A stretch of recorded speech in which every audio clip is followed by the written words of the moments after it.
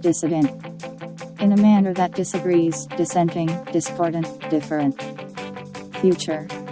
The time ahead, those moments yet to be experienced.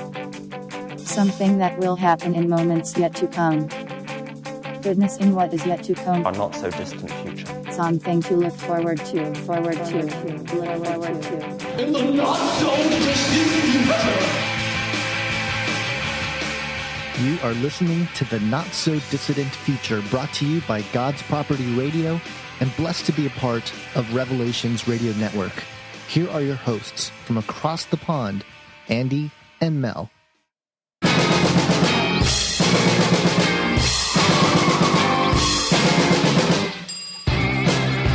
Well, hi folks, this is Mel and Andy from the Not So Dissident Future podcast, hailing from Bourneville, where they make the chocolate in central England.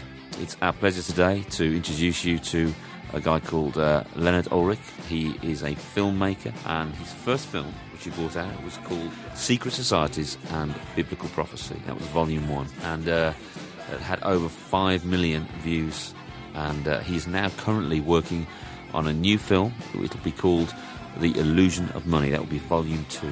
Now, if you want to know anything about his other works, go to his website. It's nwotruth.org, newworldordertruth.org, and you will see links to many things there. Very, very interesting stuff, particularly for the times we're living in now. And so, without further ado, let's go straight to Leonard and let's start talking. We hope you enjoy it. Well, hi there, Leonard.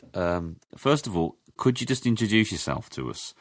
Give us a short introduction to yourself, please, brother. Thanks, man. Absolutely. Okay. Well, I am a former teacher turned woodworker to relieve the stress of teaching. Mm-hmm. And in the university years of my academic career, I had a double major in history. Although at the time, I had no idea why. I was so good at, being able to remember names, faces, places, motives. And went into public and private Christian school teaching. And I soon discovered, even 20 years ago, that there was a certain segment of the population in any school that was sent there to get fixed by their family. And 80% of my time was spent on 20% of the students. Mm. And so that kind of shook my faith in public and private school education. Mm. And even if you have a fantastic school setting and outstanding teacher, which is what other teachers said I was, I don't want to toot my own horn. The fact is you're still in a factory school setting. Mm-hmm. The individual is meant to learn on an individual basis. Everyone's different. And so I follow the John Taylor Gatto School of Education. John Taylor Gatto was a New York State School Teacher of the Year for several years. And he basically traced back the genesis of what we now call, what I will call factory education, public school education, or mass setting education. And he discovered that it was really a tool to promote the lowest common denominator education, where everyone is essentially what you have right now, which is valueless, knowledge baseless, and godless. And is it surprising that we have a society the way that it is? As we've seen over the past 50 years or so, society drifting in a valueless, factless, godless society. So I kind of grew disillusioned with education, and so I went into woodworking. I discovered that it was generally easier to shape a piece of wood than was a young person's mind. Pinocchio. And the fact that I get paid triple for what I'm doing now, which is essentially putting holes in pieces of wood. That's, of course, an oversimplification. Is also a further irony. I mean, I again, if you don't know where you've come from, you don't know where you are, and you don't know where you're going as an individual and as a society. Yeah. And that is why I can say, to sum up this little bio and my perspective, that for 20 years, God led me down a particular academic path, being able to understand history and motives, and also being able to be comfortable with technology. It's an odd, rare skill set that allows me right now to use the internet as a global classroom and have almost 10,000 students subscribe to my channel, if you will. Yeah. So honestly, God leading me down a path, a particular path of a skill set for 20 years without me knowing it, turned out to be the absolute best thing that could possibly happen. So here we are. Well, I mean, need to straight away a couple of comments there. I can completely iterate everything you've said about education, because I'm a teacher myself, Leonard. And oh, wow. Oh, yeah. Or was. Or, dear. but I had that crisis that you had of belief. I lost my faith in the education system about 5 years ago fully. I mean, it was coming, the crash was coming for about 10 years before that, if not more, when our national curriculum came in. And I quickly saw that it was anti-education. It was masquerading as an education, but really there was a lot of social engineering going on. There was a lot of push on the non-fact based, that facts didn't need to underpin the pursuit of finding out about things. You could start off and explore from a position of ignorance and end up in a position of ignorance, really, that the outcome was the exploring and not the acquiring of knowledge, It destroyed me in the sense of, it took me a long while to lose my faith, because actually I had a lot of faith in it before then. I'd gone through university career, education myself, and it was what kind of lifted me out of, for me, my background, and gave me the thirst for knowledge. I mean, this was even before I got saved, and of course after I've got saved, God's opened up the whole panoramic view of his truth, so you can look at history and philosophy and all these different branches of learning in a new way. But it really did. I went through a very great crisis of because I didn't really want to leave it. My heart was still that I wanted to change people's lives, and affect young people's. But I've subsequently, I'm still earning money now. I'm a supply teacher. I don't know what your terminology would be in Canada, but where you're not in a contract and you just sort of jump in when teachers are sick or they're on courses or something. It's something with my conscience I can do a lot more easily, because my role is to replace a teacher. I go in, do what I'm expected to do and get out again, but I'm not part of that whole misinformation process that's going on that you can see year by year. Well, it's a cognitive dissonance that takes place, isn't it? Totally. It's like being Daniel in Babylon. Every day you're going to work and thinking and saying things you don't believe and teaching them, knowing that it's a load of rubbish, that it's not education, and having to pretend it is. So you end up either with a goofy grin or you end up as an alcoholic. I mean, it's really a shame, because obviously, it's a profession that in the past used to be kind of like a really good profession and people would respect you. Now you're actually the scratch post of society. Teachers can't stand you, kids can't stand you, head teachers can't stand you, management can't stand you, the press can't stand you. You have all the responsibility and no authority. It's impossible. That's true. And they will never tell you this, but I found out later, years after I entered the whole career of education, that locally, at least in my province, 48% of all people who enter the faculty of education quit by the end of their 5th year. Yeah, similar here. Same here. Definitely similar here, I think. Right. The fallout rate is massive over here, isn't it? I mean, they have to fast track people into teaching, because they know that if they go through the whole teacher training course of 3 years, they will pack up by the first week of teaching. It's so desperate.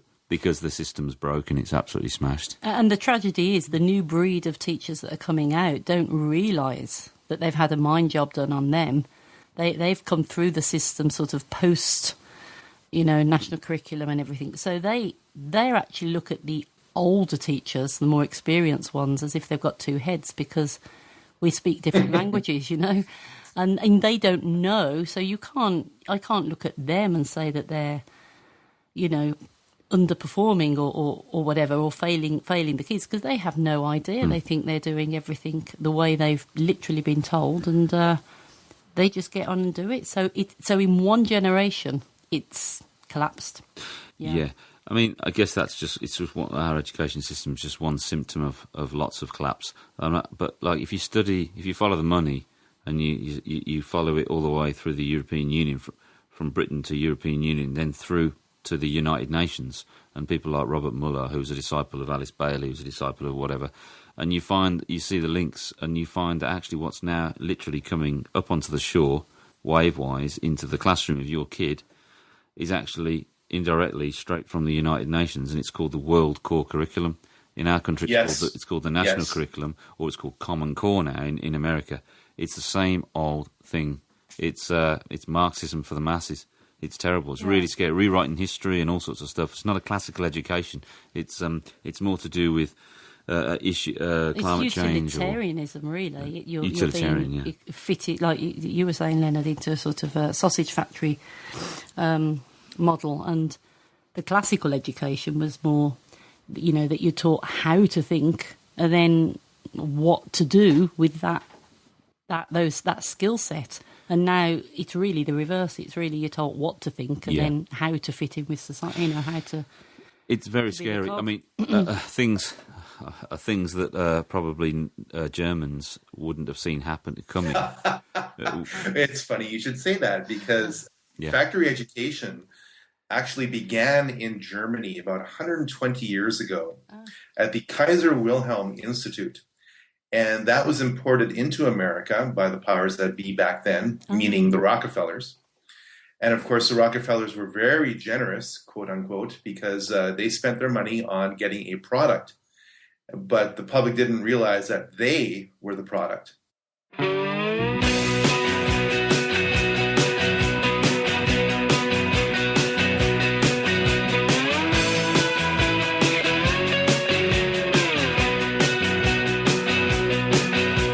Child up to school with a brand new pencil case, new uniform and a smile on her face. You gave birth to your baby, she's the fruit of your womb. Now you're gonna hand her over to the walls of the room. First they'll take it and they'll break it and they'll make her for the hive. Steal the seeds that you sowed, do a number on her mind. Fill her up with propaganda so she'll wanna be a serf for the dreams of Alice Bailey and the Luciferians. So you better watch out what you're teaching your children.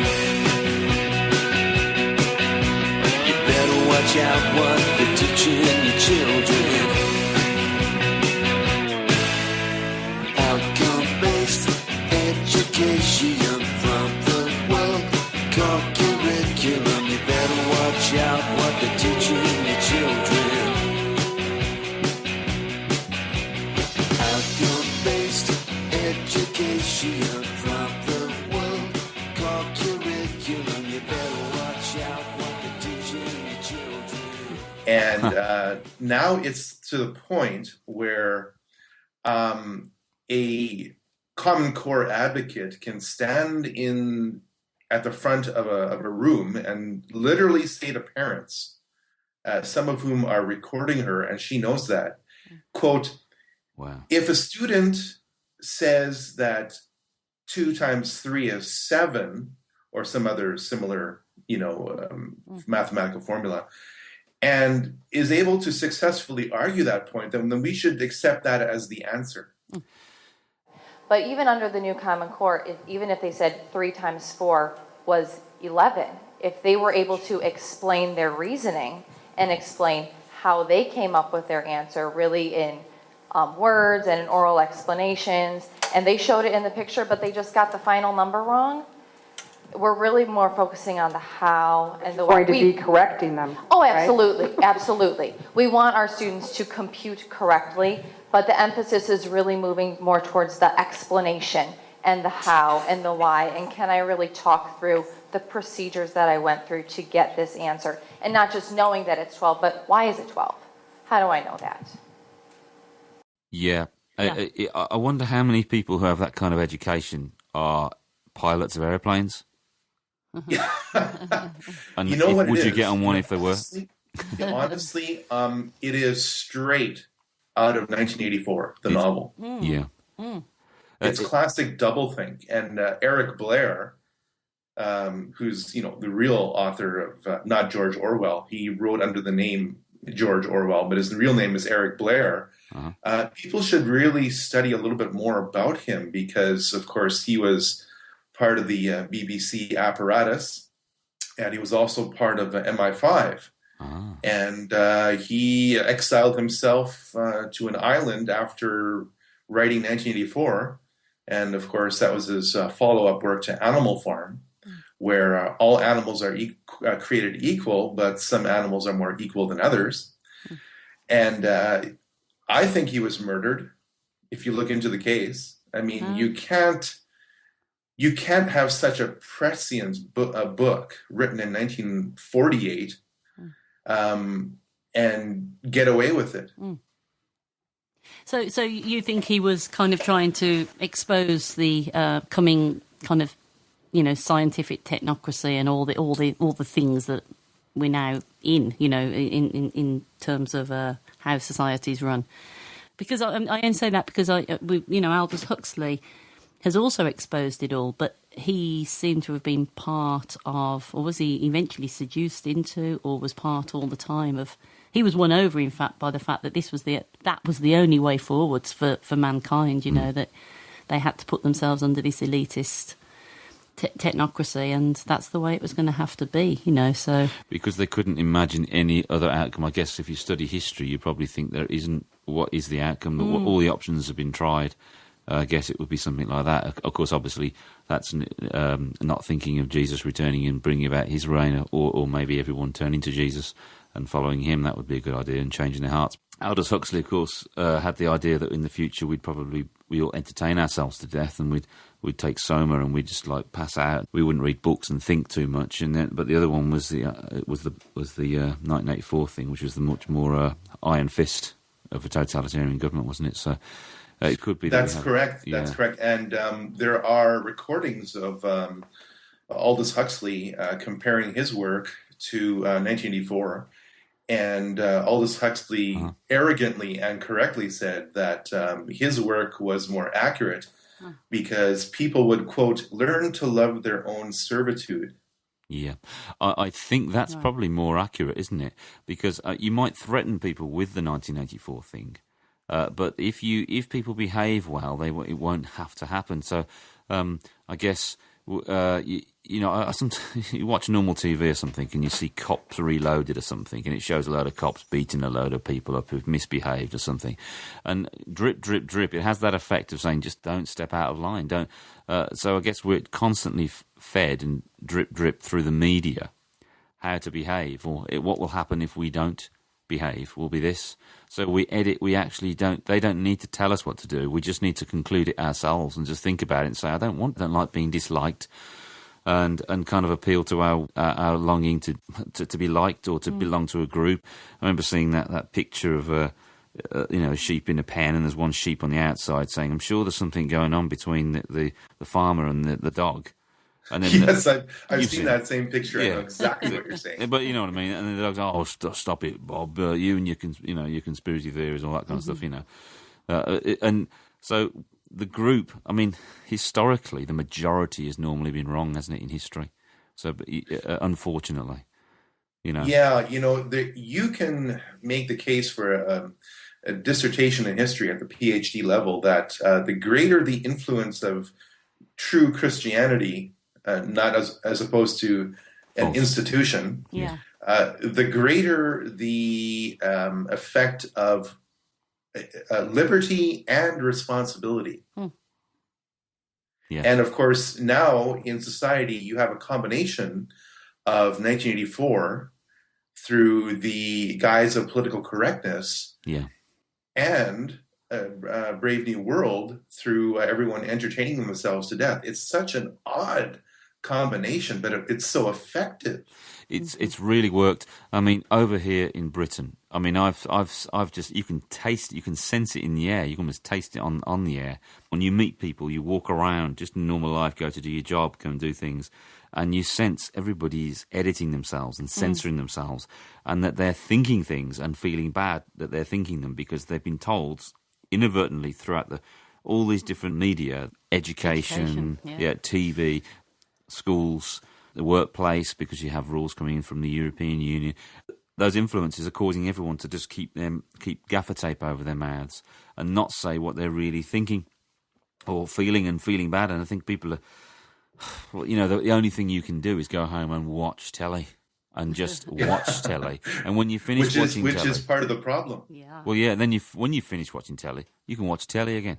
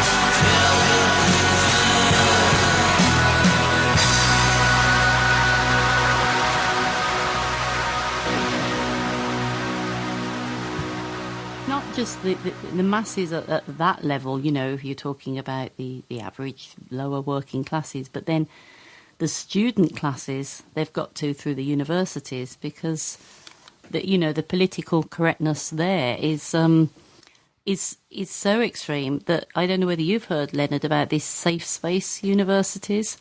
I'm all over that. So it goes on where you are as well. That's nuts. But so much is edited that it's almost that they've got to protect their mentally fragile minds from anything that might confront them in any way, shape, or form. It could be something shocking. It could be, But are we into censorship? Well, we clearly are. But they have to, protect their little minds from anyone that might disagree with their current mindset, and of course that's already been inculcated in them over the years. Yeah. I'll give you a little illustration. A coworker of mine, I don't know whether I could say that I wear my faith on my sleeve, but if somebody asks me my opinion about something, they're going to get a solid Christian Bible-based answer, and I don't really care who I'm talking to, because I am in private who I am in public. What you see is what you get. Mm-hmm. Yeah. And so somebody said, Leonard, I saw this video on YouTube. And I said, oh, great, here we go. And somebody was quoting passages out of the Old Testament and Quran, and just asking people at random on the street, what book that these passages came from. And everyone was saying Quran, and nobody was saying that some of these passages came from the Bible. And I said, okay, passages like what? Oh, passages like the Israelites being commanded to kill every human being and even the animals in a village. Yeah. And he said, isn't that kind of barbaric? Mm-hmm. And I said, okay, well, hang on. I have an answer for that. And is there anything else you would like to say before I give my answer? He goes, no, I think, the Quran and the Bible, it's all kind of the same thing. It's just kill by a vengeful God. And I said, okay. Anything else you'd like to say? Because He was about to get a double-barrel shotgun from me, and that's exactly what he got. And I said, okay, there's so much I could say, but I'll leave it at this. The Israelites were commanded to kill every living thing when they encountered their enemies in foreign lands, because what they were fighting wasn't fully human. Mm-hmm. And I looked at him with a very deliberate gaze and very pronounced words. And I said, oh, by the way, right now in labs all around the world, we are seeing animal, human, robotic chimeras. And I said, oh, by the way, if you actually look up the Bible in Matthew 24, you'll have not one, but 2 and 3 recordings of Jesus saying that as it was in the days of Noah, Mm-hmm. so shall it be when the Son of Man returns. So I said, isn't it kind of interesting that 2,000 years ago, Jesus predicted very specifically that you'd have a complete mess of all the biology of planet Earth because man thinks he is God, and man doesn't really understand what was written in the Bible in the first place. Yeah. And I just walked away. The guy you maybe were talking to probably hadn't read Genesis 6:4 or any of the other references in the Old Testament where it was clearly signalled that the Nephilim, this progeny, was in all those places where God had pronounced that kind of cherem, was it? Right. Is it cherem? You Yes, know, it was, where it's kind of you need to wipe out everything, and there's a reason for that. There was a reason for it, you know. But I remember about 2 years ago when I was in a classroom and was doing Noah's Ark with some year 6 pupils, they're aged 10 to 11 here in England, and I had some heckler at the back who's going, oh yes, God's so brilliant and kind, isn't he? He's so good. He wanted to wipe out everyone, you know, during Noah's Ark, you know. He was really giving the sarky. And I kind of gave it back to him then, because what I said was, okay, and we opened our Bibles, which happened to be there. Good job we weren't spotted doing that by the education Nice. police. Yeah, but you know, and we read Genesis 6:4, and as we, you know, it talked about the sons of God coming down. Oh, who are they? And then they gradually came to see that these are angelic, you know, beings, and they understood that it meant have some sort of, you know, marital relations with the human women and produced offspring. So he got it, you know. He got it then. Yeah, I mean, you sometimes wish you could just take people back in a time machine to that very place, don't you? Like, you know, like Quantum Leap style, and just say, okay, let's go to the situation where you've got Canaan and there's these tribes, and I bet those people who are having a good old go now, these modern rationalists who think that, you know, the Bible's, you know, out of order, and they'd probably be begging and complaining that God is not doing something about these terrible giants or non-human hybrids. Precisely. They would be begging for it and saying, what kind of God isn't doing something about this? But, you know, that's what would happen, I'm convinced. Well, actually, you're 100% accurate, because the book of Revelation says, I just got to paraphrase now, that those who are on the earth in the time of judgment will know that the judgments are coming from God, but will still curse him. Right, yeah.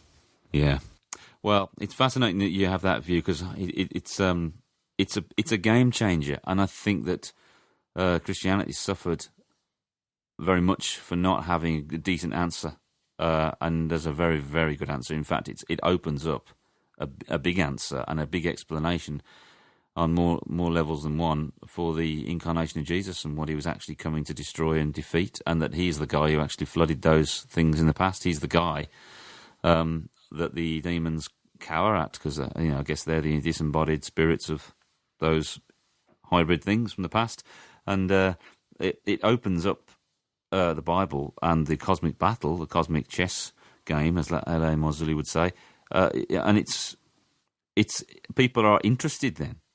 I mean, I chat to guys on my job at the weekend. I work with probation guys, and they understand the Illuminati, and they understand the New World Order, and they understand that. But they've watched Zeitgeist, you see, so they haven't kind of got the full story. Oh, my word.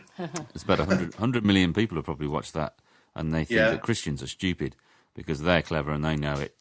That Jesus is just a rehash of the, Mithra or the Horus or Osiris kind of stuff. Instead, it's an amazing opportunity to talk about really what happened in before the flood and maybe after, with the incursions or whatever, and explain what angels are, explain what divine beings are, explain God's divine counsel, explain who Jesus really is and what he achieved, why him just dying on a cross isn't just some sentimental act of love, that it's actually a game changer in a massive cosmic war that totally turns the tables. And when people understand that, it's great. So it's a weird time because as we've got great answers to give to people, there's a great clamping down as well at the same time on people being able to be free to speak about these things. So we live in really weird times. I'm sure you feel the pinch as well, Leonard. Oh, totally. And you know what? The videos that I get to produce are being seen by more and more people, and they have more and more questions. Like, for example, 10 years ago, you'd have people questioning 9/11, which is great. That's an opening of the door. But as time has rolled on since 9/11, almost 15 years ago, things have just gotten worse and worse and worse. And now we are being assaulted environmentally by crazy people who think they're God. Science is their religion, and they have absolutely no respect for creation. And we are being assaulted culturally through obvious physical displacement of your own culture in England. Yeah. And we are being displaced, or we're fighting economic destruction, because right now you are watching the death of money. Well, it's interesting. I mean, obviously, being in Britain and stuff, there's a big talk about the Brexit at the moment. The exit from the European Union. We'll be voting upon it in June and whatever. But really, what you've found with what happened with Greece is that there's no goodwill at all coming from the European Union. What you've seen is these players. You've seen a lot of pantomime, a lot of kind of pretend. Like you've got Christine Lagarde from the IMF coming and like slapping them on the hand and having a little show of naughty, and it's tiresome. It really is, and they keep putting a Jesuit in charge of Greece each time, and it just gets so tediously boring once you start to see the patterns emerging. Really. You see that a country like Greece has just become like it's not in a country anymore. It's just owned by companies, by banks. It's just been taken ownership. I mean, and I guess it should be a warning to anybody who's in Europe or thinking of joining it. So if Britain's thinking of getting really involved in it, that should be a total warning to get out or to not go in. Yet we've been brainwashed over a long period of time. People don't like pain, or they don't like being told things won't work out for them. And in our country, I can almost see us voting to go in because we've been brainwashed. The European Union is run by people who weren't elected and can't be unelected. The whole thing is a con. The whole thing's a dictatorship. It's a plan. It's a project that a bunch of guys 70 years ago decided was going to happen with the help of the CFR or the Trilateral Commission. It's a project. And it will carry on irrespective of the pain, how many people suffer. It's absolutely nuts. I don't know what's going to happen, whether it's going to fall apart or become a world power. We'll have to wait and see.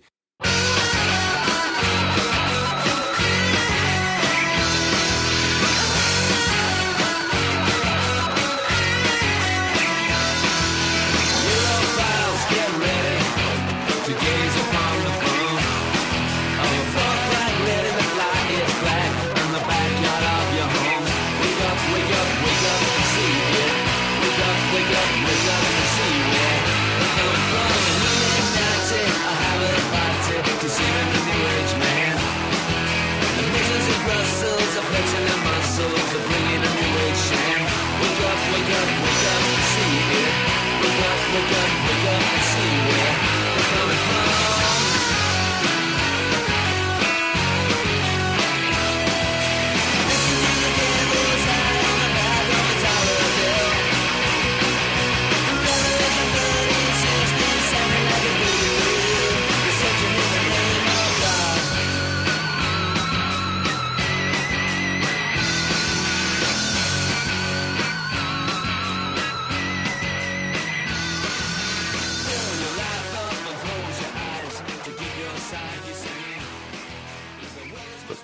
I think army-wise, power-wise, it might become very powerful, but the people will pay massively.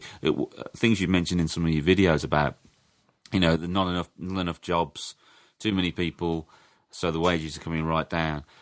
Absolutely happening right in front of our eyes. I think it's planned because the United Nations has a policy of worldwide migration.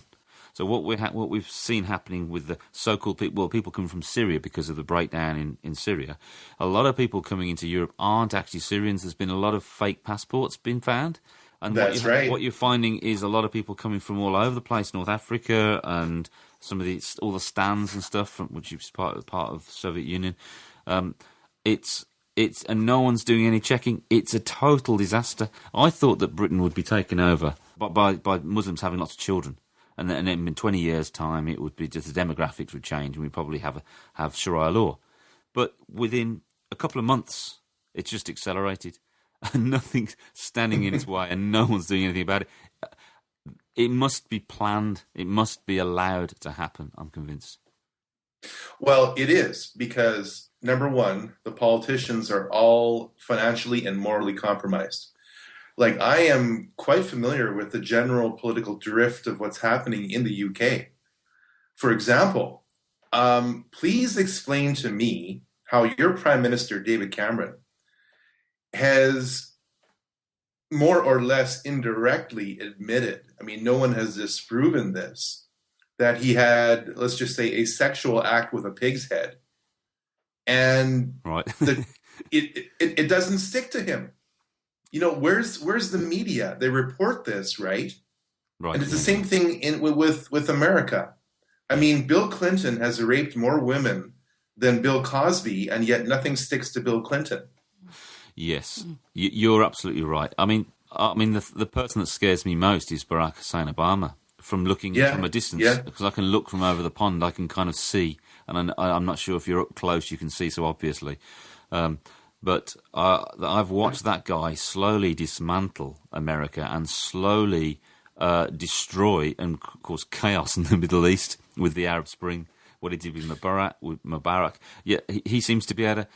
Everyone in this country gives him a free pass. Thinks he's wonderful. He jokes. He smiles. He's witty. He plays golf. He plays more golf than Tiger Woods. He just seems to have he's like one of those quarterbacks, those rookie quarterbacks who just walks through the field and throws his pass, and everyone else is running around blocking for him.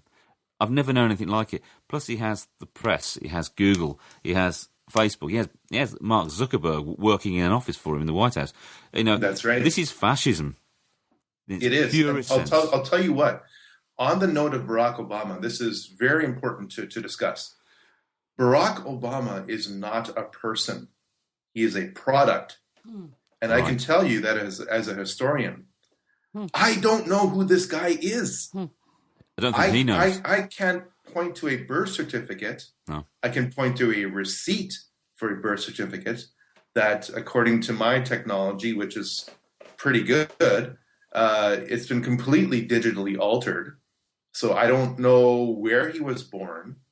I went to the official Barack Obama Facebook page, and I just dropped my jaw at the elementary photoshopped efforts of his family history, his pictures. I mean, it's so blatantly obvious. A 12-year-old could do a better Photoshop job of those pictures. It's ridiculous.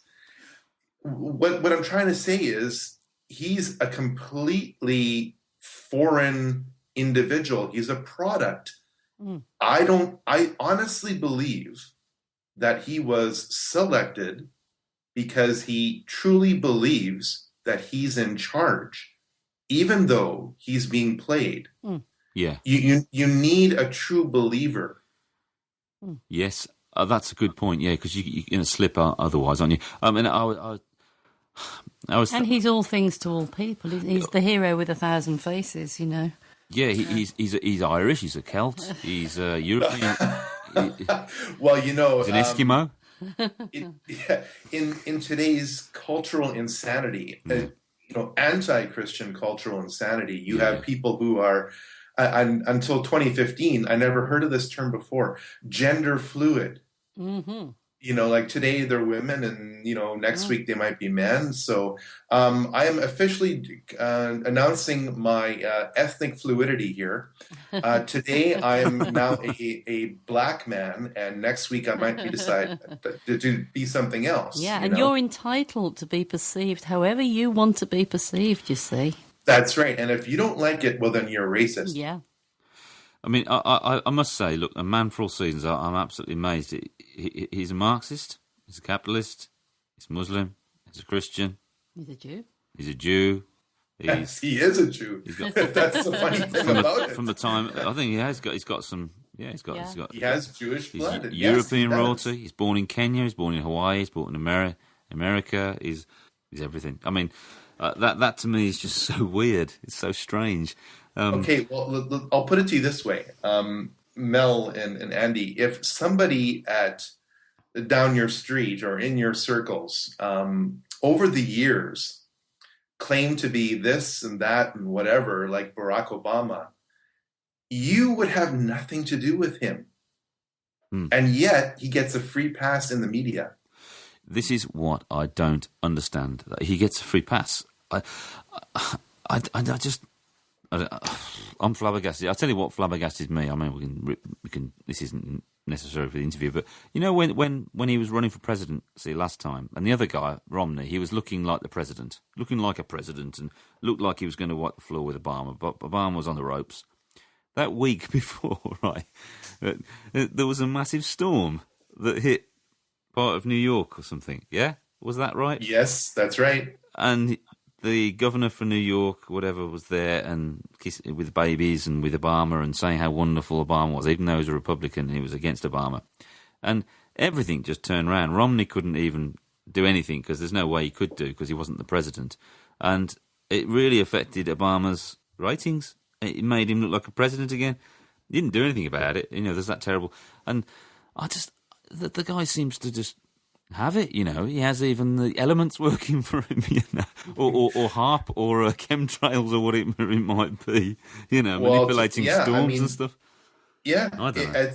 And by the way, weather manipulation is a fact. I've spent years tracking down these things in patent applications. So this is registered technology. And it's being used as a form of economic warfare. And as a final note to Barack Obama, how is it that he can be nominated? I'm laughing as I'm saying this because it's so ridiculous. How can he be nominated for a Nobel Peace Prize before he becomes president? Yeah. That's what blew my mind. But you say that to people. Can you believe that he did that? And they just go, oh, well, that's all right. He's a nice guy. That's because people are not switched on. They're not. I mean, like you say, the media-wise, to think about stuff, you've got to go off the media. You've got to go and do a bit of searching on the internet. Even then, you've got to be careful. I mean, a lot of people I know, they watch Russia Today because it's just an alternative to the mainstream media.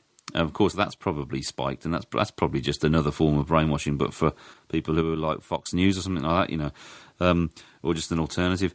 But I've got to say, my friend Tom, when he was in the States, he was living there in LA for a few years. He said that he would have voted Obama because of and then within a week, he said he was absolutely scared stiff. He suddenly realised he employed all the same Wall Street geezers. And he realised it was the same. It was George Bush. He was the same person doing the same things. Because there was all this hope, and the same old cronyism was there. Because he is the elite. People think he's not the elite. He's part of the elite. His bloodline's elite. He's related to George Bush apparently and Dick Cheney. That's correct. I didn't think the Americans liked royal families, but it seems like they have a few. The Clintons and the Bushes. But I mean, another thing, didn't he, before he was elected president, go to Berlin, and didn't he actually do his kind of New World Order speech there? Well, there have been extraordinary scenes in Berlin tonight as thousands of people gathered to hear Barack Obama deliver key foreign policy speech on his current European tour. Democratic presidential hopeful laid out his vision for America's place in a new world order.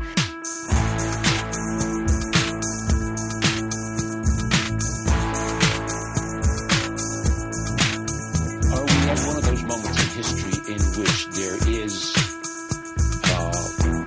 the necessity for a new world order. I saw beasts coming out of the sea.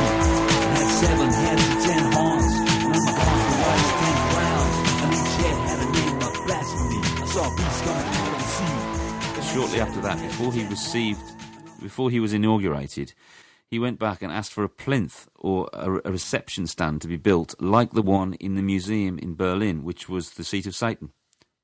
That is correct. Pergamon. And yeah, when I saw, by the way, it's interesting, fascinating that you should hit on those 2 points, because when I saw his Berlin speech, I instantly knew he's the chosen one.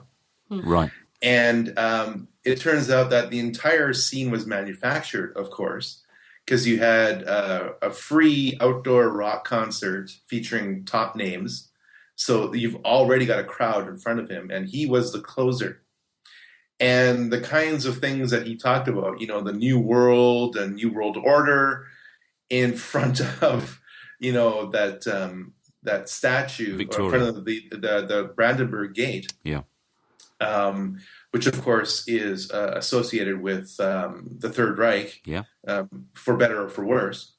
And I said, okay, he's literally standing in front of a manufactured crowd with a very important symbol of power behind him, talking about a new world order.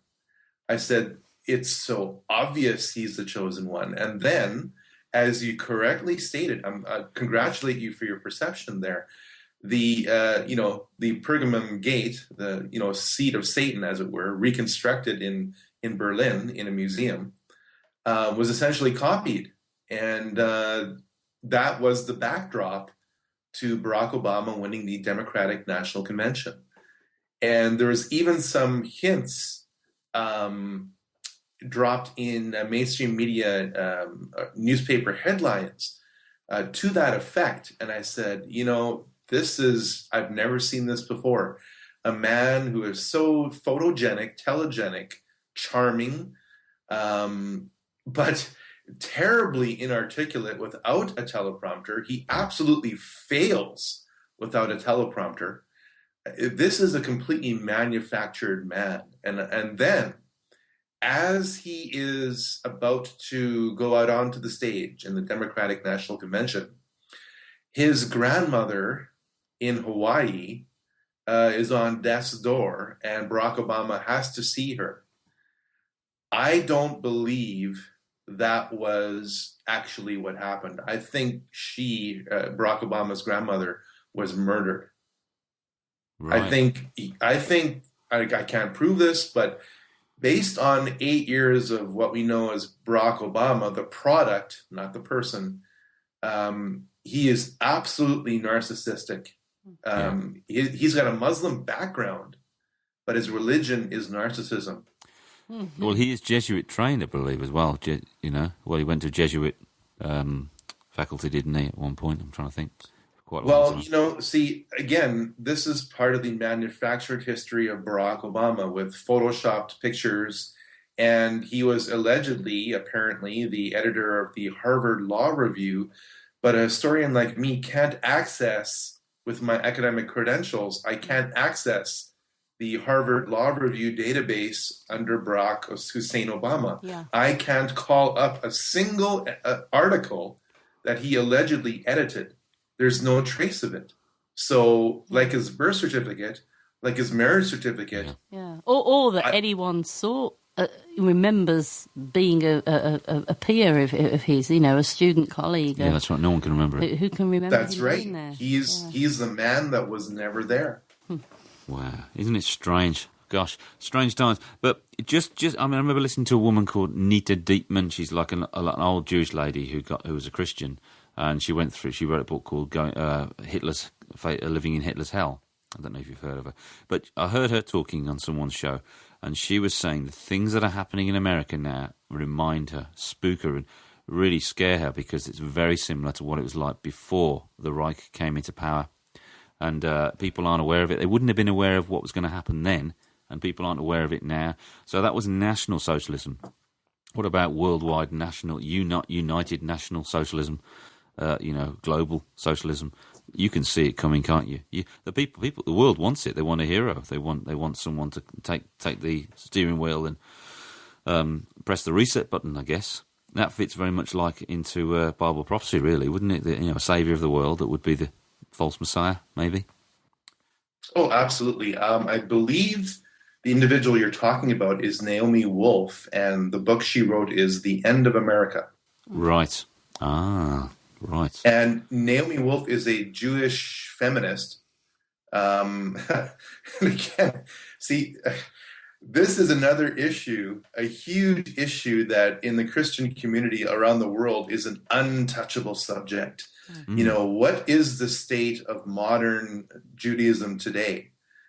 And, as soon as you breach that subject, it's like, oh, you're anti-Semitic. Well, that's not the case. No.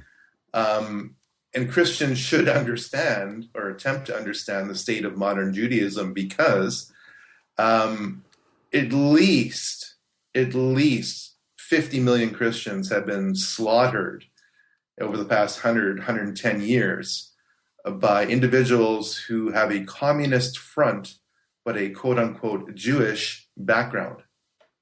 Right, yeah. You mean, you'd say Marx was Jewish and, Yeah, and again, the book of Revelation is more than accurate on this subject. Again, Revelation 2, verse 9, Revelation 3, verse 9, it talks about those who say they are Jews and are not, but do lie, and are of the synagogue of Satan. Right, yeah. So you have a portion of Judaism which is absolutely satanic, just like you had a portion of the Christian church back in the Crusades, which was absolutely satanic. Mm-hmm. And it essentially was a protection racket known as the Knights Templar. Yes. And, to breach the subject of the Knights Templar does not make you anti-Christian any more than to discuss the subject of modern Judaism makes you anti-Semitic today. It's an analysis, it's a critique, it's an understanding, because if you read other books like The Israeli Lobby, written by two Jewish Princeton scholars, it clearly states that 85% of the political donations in America come from self-proclaimed Jews. Now, that's a huge power base. And again, if you go back 150 years, all the major communist leaders, every single one of them, had a quote-unquote Jewish background in name only, but were really Luciferians, and they used communism as their vehicle to destroy Christianity over the past 120 years. Well, that's interesting. I never looked at it that way. I guess if I am to try and understand and triangulate the final days on planet Earth, the final years, it does seem to look very much like that Israel enters into a covenant of death anyway with the false Messiah. I mean, I don't know if you've read Chris White's book, but I think that's a very, very simplistic and kind of common sense understanding that they're heading to be set up because they still reject them. They're still in rebellion, So it's difficult being a Christian because what it is you've got a heads up on the kind of. You've read the end of the book, haven't you? And I think the problem with being a Christian is you kind of get it. You kind of think, oh right, yeah, I've read the end of the book and I kind of know what's going to happen, and we kind of do, and so there we see these things happening, but there's a whole lot of nasty stuff got to be dealt with, and it's systematic. God has got to deal with the nations. He's got to deal with Israel as a nation.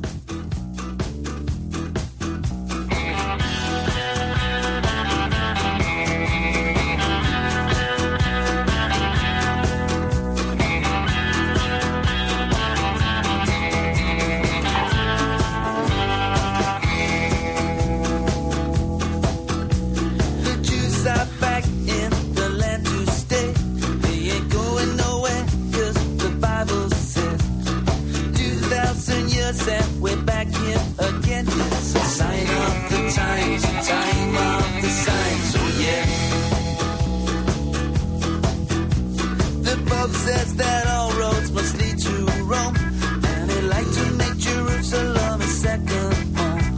They like to build a temple right beside the dome. It's a sign of the times, time of the signs, oh yeah.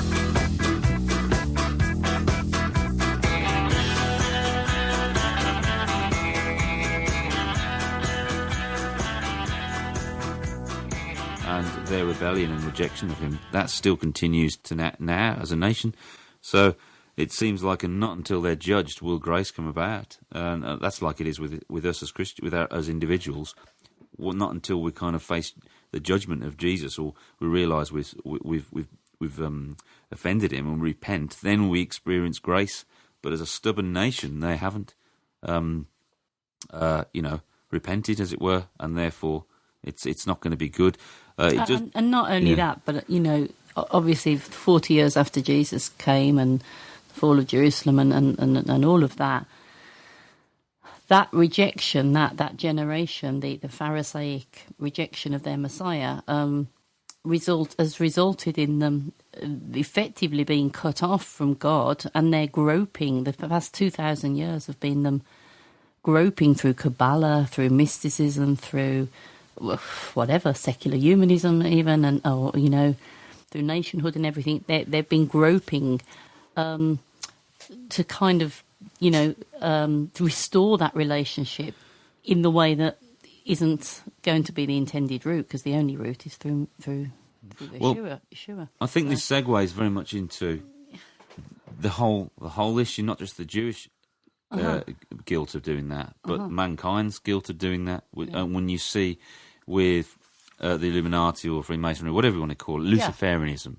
this is we look into the money thing, we look into the power, economics, religious side of everything, and it really comes down to this: Satanism is independence from God. Yes. And the opposite is dependence on God. And that's right back from Genesis 3. And it's the same. And so, ultimately, we're at a point now in history, I think, Leonard, with the way we're seeing it, the New World Order will be it'll be an attempt at being God, or apotheosis, or deity without God, without receiving it, we're trying to snatch it off him for ourselves, instead of through Jesus we get given it by his love. So one is a loving thing where God, we receive it from him because he's good and he wants us to have it, like he wants to share his glory with us. He wants to glorify man as he glorified Adam. Adam was a glorified being representing him on earth, and heaven was on earth in the Garden of Eden. God's heavenly presence was on earth. That was gone after the fall, and we rebelled and turned. Now we find ourselves at the end of time, and the same old thing is here again. You've got like developments in technology where we are seeking to storm heaven by our own efforts, instead of enter heaven through the doorway of grace, through Jesus dying on the cross, becoming a man, and creating that bridge by becoming physical. He actually created a bridge between us as physical people into heaven, and he's literally a physical man in heaven, and therefore we will be physically in heaven. But you see, the copy of that, Satan's attempt at that, is to do it by snatching it. It's not love, it's about... And ultimately, Satan wants us to think that way so that he can ride on the back of it and be God himself, or be as God in himself. It's a subtle thing, but it's all the difference. That's what I feel, anyway. Oh, you know what? Again, your perception is spot on. I congratulate you two. Somebody asked me, well, how do you understand history? What's the basic scope of history? And I said, well, it's kind of like asking a theologian, what is the nature of God? It's like, how many hours do you want me to go on? And I'll boil it down to this. History is shaped like an old-fashioned coiled telephone cord. You've got a beginning, you've got an end, but in the middle are constant coils, which are the rise and fall of empires. Right. Okay? And I said, history as we know it began in the Garden of Eden, and it's essentially going to end in the Garden of Eden, because the themes or the scope of history is going to come full circle. You're going to see in the not too distant future a promise of immortality, some kind of medical technique brought to us by the quote unquote aliens or some kind of outside force, which will undoubtedly quote unquote convince the world that it seeded us and that it created all the world's religions to give us meaning. And they will have technological answers. They will be able to reverse aging. They will give Alzheimer's patients full cognitive abilities. They will be able to enhance human strengths and abilities. Who wouldn't want that? Mm. But the fact is that it's still the apple of Satan himself. Yeah, you'd want it if you didn't know what had happened in the past with and what predicament we're in now. So if you didn't know the truth about what God says, where we're from, and who we are, it brings me back to the beginning when we're talking about education, and you were saying, you know, how people, unless you know where you're from, who you are, and where you're going, you're just not going to have a clue about how to triangulate things. I mean, you take a young guy who comes into a school, he's a product of a dad who's run off, and he's got a single mother, and he listens to rap singers who talk about getting guns and having, whatever, bits and bobs. But he's been taught, and he's into crime or whatever. He's been taught at school that he actually evolved from a piece of pond scum, and he's no better than an amoeba or anything. It's just natural processes. There's no meaning to life. It's random processes. He wasn't created in the image of God. There's no purpose. Therefore, he will conclude there's no purpose. There's no God. He's not accountable to anyone if everything was random. And plus, it seems like it's pretty random because his parents weren't planning on him or anything. How do you convince him to behave well, to do good, or, to behave nicely and love people? Because he hasn't got a perspective of who he is. In his mind, he is just a result of randomness. It's pointless, and he will just die, and that's it. If he knew he was made in the image of God, that he's accountable to God, then you can start. But that's been destroyed in our society. Evolutionary theory, I think, has absolutely gone for the jugular. It's hit biblical Christianity right at the foundations, and it's torn down, and you have to put that right back again, and that's very hard. So, you've got a whole mush of people living in a relative period of time where people think something's true because you think it is or it's not. Truth is unknowable, whatever, and they think they're here by random processes. The devil's done a really good job on mankind. Well, actually, it's funny you should say that because my federal politician last year came around to my door, and she asked me, are you going to vote for my party and kick out the current prime minister? And I said, well, I've got some reservations about our current prime minister, but I think he's doing the overall best. And then she asked me, why'd you spoil your vote? And I said, so you're obviously here because you know or you knew how I voted. And I said, yeah, I spoiled my vote. On my ballot form, I said, restore the Bank of Canada, because right now in Canada, you have the same thing that's happening to all nations on earth except for Cuba, North Korea, and Iran, which is private banks loan the governments of the world the money that they need on interest.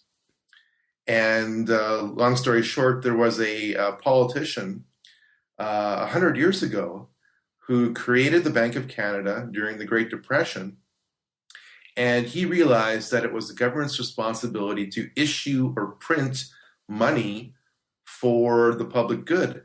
So Canada's involvement in World War II was financed entirely debt-free by printing money for Canadian soldiers. Wow. And similar mega projects like the canal system for the Great Lakes and on the Canadian side were financed entirely interest-free by simply printing the money for it, and that grew the economy through increased efficiencies in transportation. And so I told her, I said, restore the Bank of Canada, no more war on terror, and no more deficit spending. And then we got into a conversation because she's obviously a politician, and I said, yeah, there's no political solution for a spiritual problem. And then she said, oh, what do you mean? And I said, well, I'm a Bible-believing Christian, and I think that the way this country is going is exactly the way all other countries in the West are going, which is a valueless, knowledgeless, godless basis, a complete mess of things. And anyone who believes in the Bible will be considered a political dissident. And you got to understand who this politician was. She's a feminist. Right. And she's very aggressive.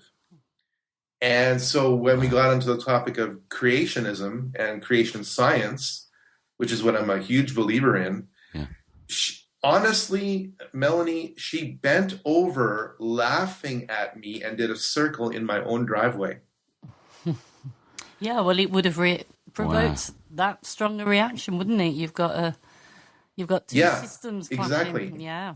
So I said, okay, you believe that through your master's in geology, which is what she has, you believe that the Earth is several million years old. And she says, yeah, that's right. The science proves it. I said, okay. You believe that through the carbon dating of sedimentary layers and how they were laid down. And she says, that's correct. I said, yeah, that's right, because I also have a minor in geology. So I have an understanding of the basic lingo.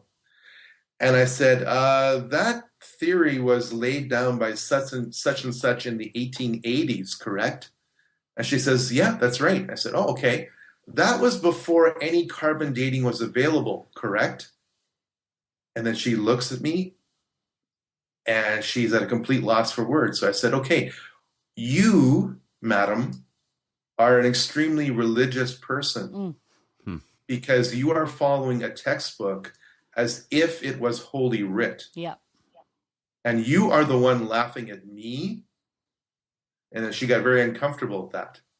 Well, then literally, as we were talking, she's working her iPhone. She comes to my door, asks me for my opinion, and then she's already mentally brushed me off because she's working her phone as I'm speaking to her. I was so close to just closing the door, but I said, you know what? This is going to be the only opportunity I have to talk to this individual who's probably going to represent me in Parliament, so might as well make the most of it, such as it is. Yeah. I mean, it's something that Andy and I will often say and try and convince other people who are at least under that umbrella of believing evolution theory. The clue is in the phrase as fact, and it is a belief system, and they're perfectly entitled to put their belief in it. But it's a belief system. It's not scientific fact. It is not science. So. We constantly have these conversations, don't we? Again, as time goes on, you realise you're living in a crazy world on so many levels, and that's a classic example. Evolutionary theory, under the spotlight of modern science, it doesn't stand a chance. DNA is a nail in its coffin, really. The intelligent design. That's seen within within creation it just screams the existence of a designer. And I think once you willfully decide to ignore that, then you're kind of mad in a way. It's a form of insanity. I would call that truly. It's thinking wrong. I just would. Well, it's funny you should bring this up because one day after church. I went outside and we had an outdoor event, and I looked up in the sky and I said, yeah, they're spraying again. Oh no, here we go, right? And certain people said, well, what do you mean? I said, well, look up. You see that plane over there in the corner of the sky with what we would call a contrail? I said, that's perfectly normal. That's obeying the laws of thermodynamics, heat and compression and producing a vapor trail. And I said, see everything else crisscrossing the sky like a tic-tac-toe? Yeah. That's not normal. Weather modification programs, experimental ones done by private companies, done by the United States government, done by states across the United States, are underway. There's more than 50 of them in operation across the United States. All of these impact agriculture because they change the microclimates needed for agriculture to survive. None of these programs that I know of today, and this is all public record, are available at any time with oversight, agricultural oversight or public oversight. These programs impact agriculture, and there are programs around the world. International corporations are modifying our weather all the time, and they're modifying it in ways that cover thousands and thousands of square miles. Most of it is chemically altered, so that what happens is that we are putting chemicals, ground-based chemicals that are shot into the air, or chemicals coming from airplanes that change and modify our weather.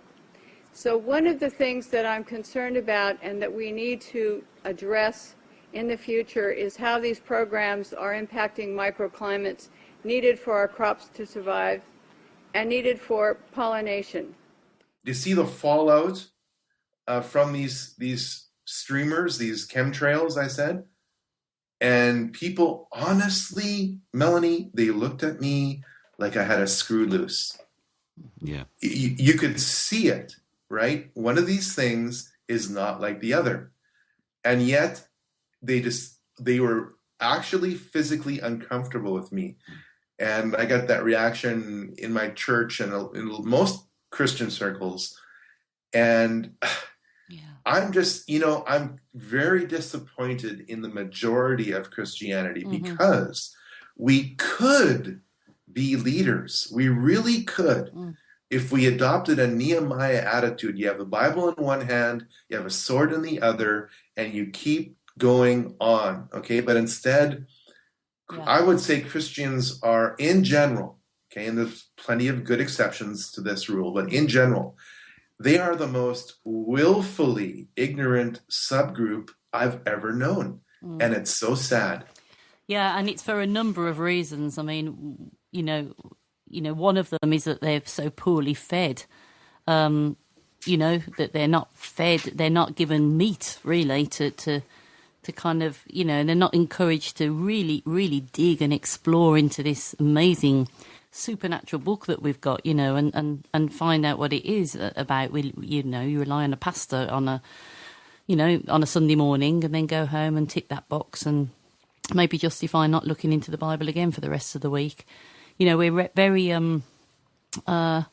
submissive in the wrong sense of the word, in the sense of leaving it up to somebody else to do all that digging. And obviously Satan's going to infiltrate the church, and like with education, the key thing is get the people who are going to be telling the other people, teaching the other people. So you've got that whole subversion of real biblical doctrine, has been wiped out from amongst the clergy.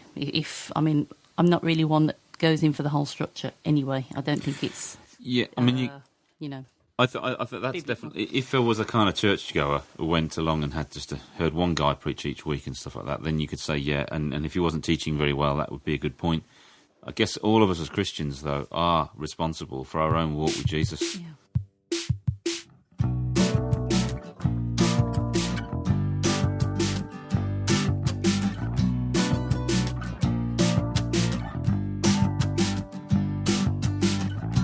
Lies are many, and the truth is rare. The blind lead the blind in Vanity Fair. The truth don't come easy, you got to seek. It won't interrupt you while while you quietly sleep.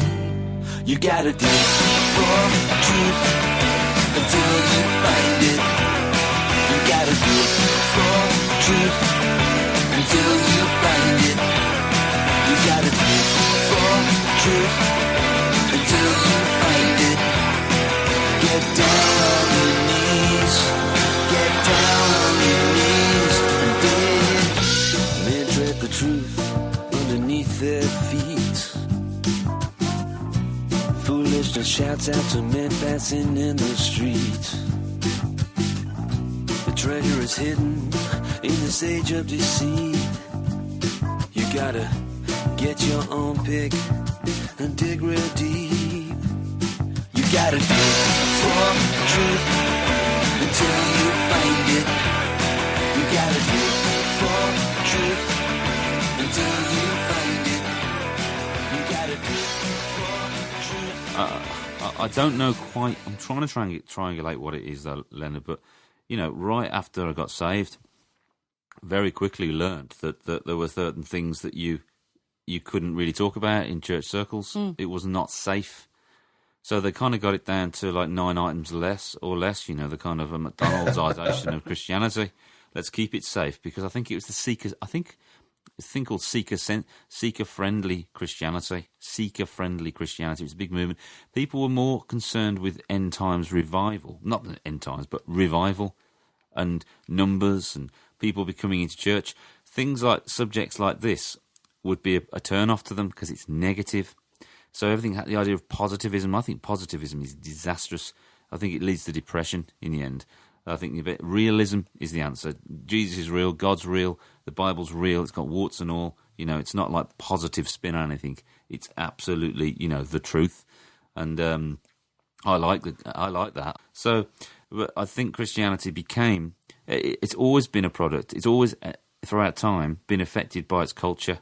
And Paul talks about these things in Corinthians. He talks to these letters to the different churches. They're all influenced by their culture throughout time. I must say, when I look over the pond at American culture, I see that positivism is a real issue, because over here in Britain, I think we suffer from a negativism. You know, I'm sure that there's definitely a middle way. You know, I think I'm my default setting is generally cynical. You know, right. But I mean, you know, it's got to make ultimate sense. We've been given the light of understanding from the Holy Spirit.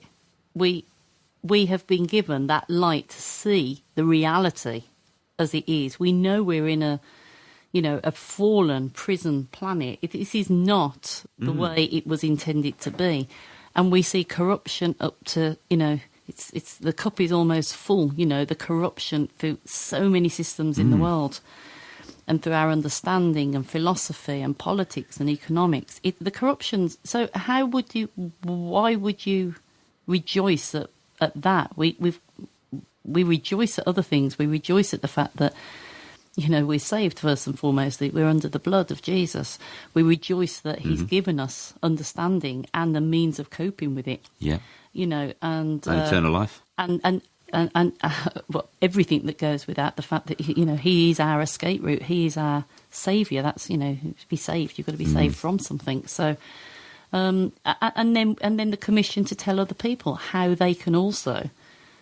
That to me is realism. That's the realism, the call that we're called to do, rather than a cultural sort of, you know, positivism that attempts to make this world our home, because it isn't. Well, I think it's cruel what's happened in Christianity to people. It's like you're a Christian now, you become born again Christian. Oh, now you've got to devote yourself to social action for the rest of your life. And you've got to change the world and save it and build it and make it better. But Jesus didn't say that. No, he didn't. You can't change the world. I mean, even when Jesus was walking here on earth, the fact is, he couldn't reach everyone. I mean, the Bible clearly says that there were certain people, certain groups, certain areas that just didn't believe in him, so he walked on. I mean, for Pete's sake, here's God himself healing people, bringing people back from the dead, and yet most people didn't believe. I mean, what does that say about humanity? Yeah. That's absolutely spot on. Yeah, I mean, I think perhaps the positivism, the idea is that we've forgotten the heavenly. We've forgotten really what the commission is, what the gospel is, what Jesus has done for us. I mean, you do wonder how many people really understand what the gospel is, whether they actually realise they've been saved and how serious it was, the thing they needed to be saved from. Because I think if you get that, you kind of get the picture. And it's a bit like when you get saved. If you get saved like a proper barbecued piece of meat that's just been... do you know what I mean? Like, yes, I do, yes. Rather than slowly heated up in the oven, that just goes leathery and tough and never really cooks and doesn't get tasty. But if you slam it onto that thing, it does what it's meant to do. And I think that when you kind of... You know, I hear really, really nasty people getting saved, and when they get saved, they make great Christians because they get it, you know? Whereas people who are cultural Christians, they spend their whole life trying to understand it. They think they're kind of all right. They're not that bad. But they've been saved a bit. Oh, they've been saved. But it's, you know, Jesus said those who are forgiven much will forgive much, you know. So I don't know. To really understand that, everyone should be able to understand that gospel. And I just think the gospel's been changed to a social gospel, and they got rid of the fear of judgment. Or a social club.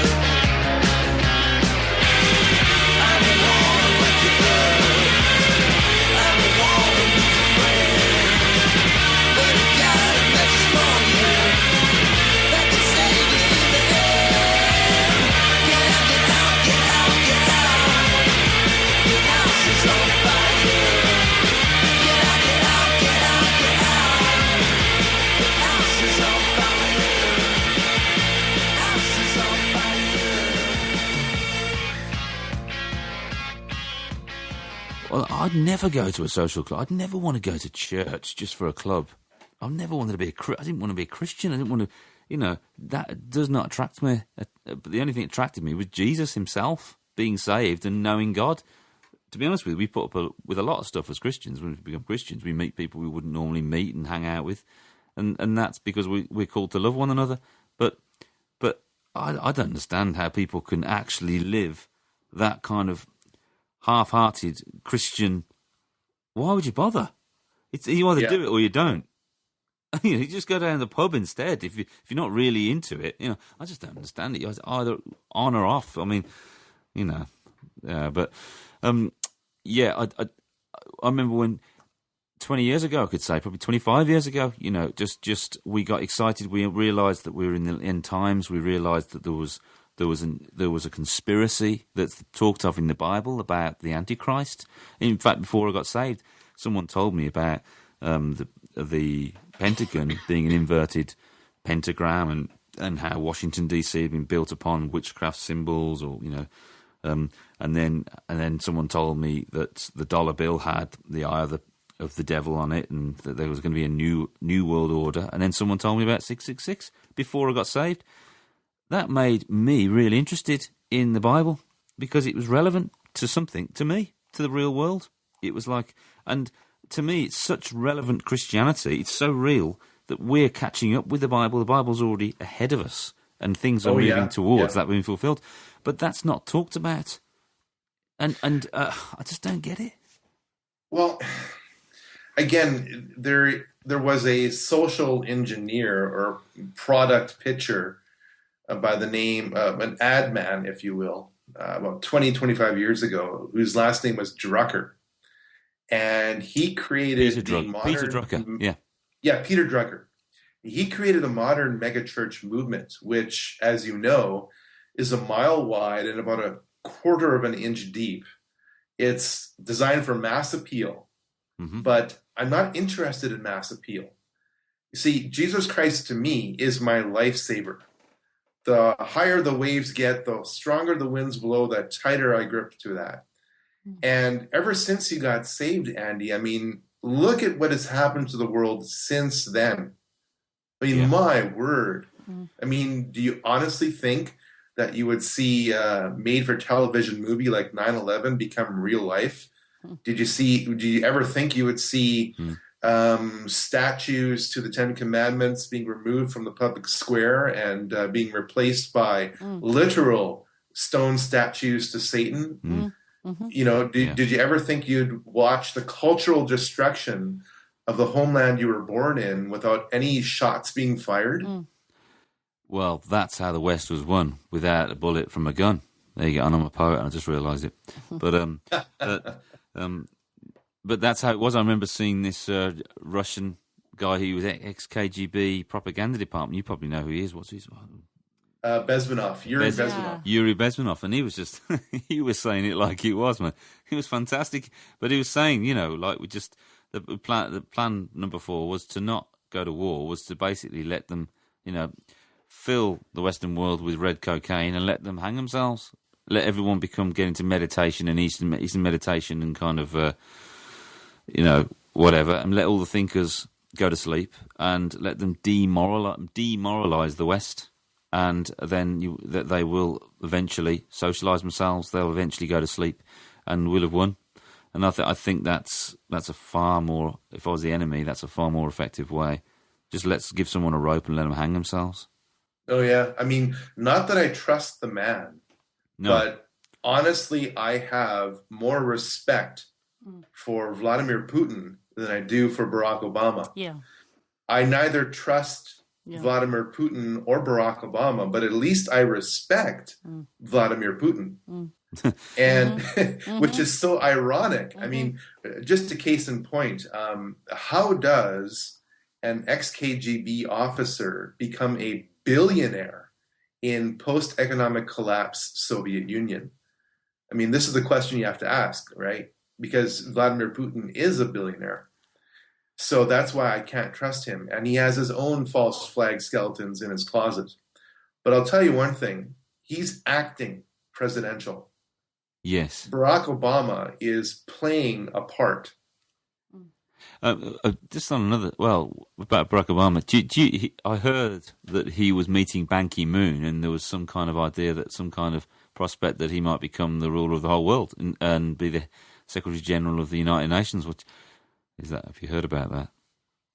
Well, you know, a lot of people have said or asked me, Leonard, who do you think is going to be the Antichrist? And I always, is it going to be Barack Obama or Bill Clinton? And I go, no. It's much bigger than that. Where does the Antichrist come from? He comes from the bottomless pit. Okay? Yeah. When the Antichrist shows up, everyone is going to know it. His Greek name is Apollyon. Yep. You will know him by his name. And again, you can cross-reference scripture left, right, and center, and he will come from a line of kings. I believe there's a verse in Micah to that effect.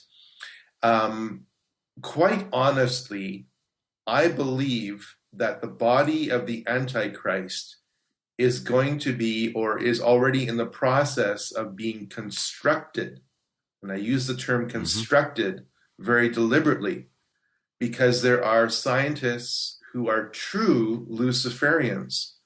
Luciferians believe, again, the average Christian has not a clue as to what I'm about to say, Luciferians believe that Satan is Jesus and that Jesus is Satan.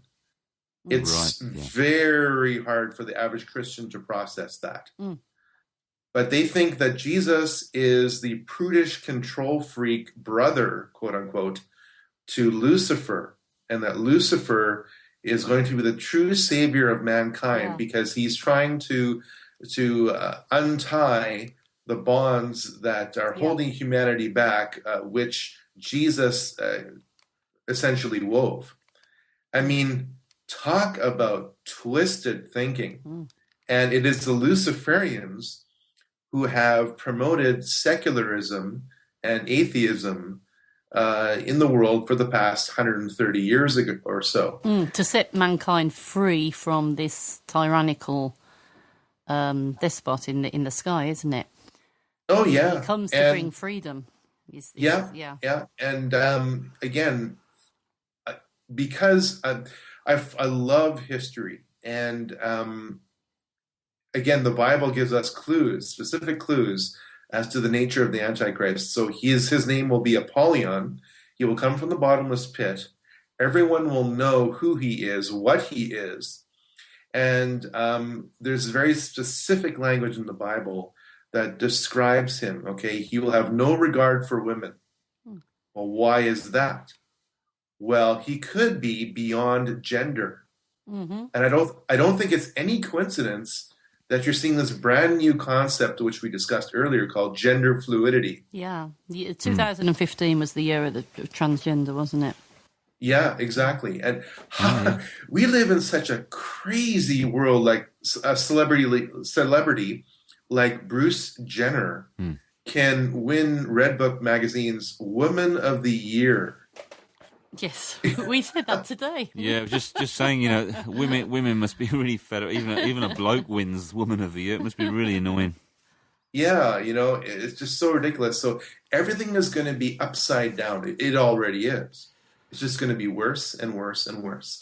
So the good news in all of this is that the average person is going to be forced to wake up. And I think the next big shoe to drop will be the economic shoe. And again, we need to discuss the whole concept of negative interest rates, because this is happening right now. You're just seeing the start of this. Right. Negative interest rates means you will pay to keep your worthless digital or paper currency in your bank account. That's never happened before. They're stealing your money. So I'm advising people to rethink what wealth is. Wealth is not just digital ones and zeros, which is what 95% of money has become. It's become an illusion whipped up out of thin air as a computerized bookkeeping entry. And you agree to work for that. It's economic slavery. Yeah. Actually, in terms of financial history, we've come full circle now, because back in Babylonian era, everyone thinks or has been mistaught that barter was the basis of the ancient economy. Not so. That is incorrect. Okay? The fact is that kings issued credits to their subjects. And that was the whole basis of accounting and Sumerian clay tablets. Okay, you worked to pay off your debts to the king. Well, today's kings, today's rulers of the earth are financial. They own the politicians. They sit on multiple interlocking boards of directors.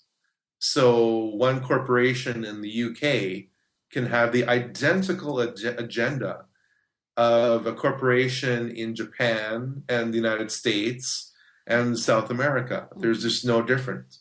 There's a common agenda, and the agenda is inverted totalitarianism, where you and I are forced to contribute to our own destruction by buying goods increasingly produced by slave labor. Right.